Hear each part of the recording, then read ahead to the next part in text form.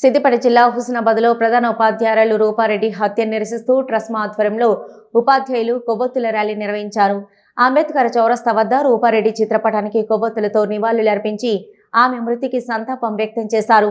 విద్యార్థులను క్రమశిక్షణగా ఉండాలని మందలించినందుకే ప్రధాన ఉపాధ్యాయురాలిని హత్య చేయడం అత్యంత దారుణమని ఉపాధ్యాయులు ఆవేదన వ్యక్తం చేశారు.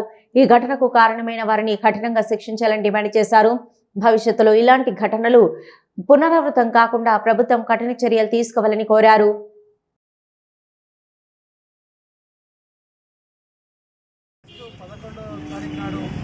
నల్గొండ జిల్లా కొండమల్లెపల్లిలో జరిగినటువంటి Nagarjuna grammar concept school principal రూపారెడ్డిని అదే పాఠశాలకు సంబంధించినటువంటి 10వ తరగతి విద్యార్థులు అత్యంత దారుణంగా ఆమె గదిలోనే హత్య చేశారు.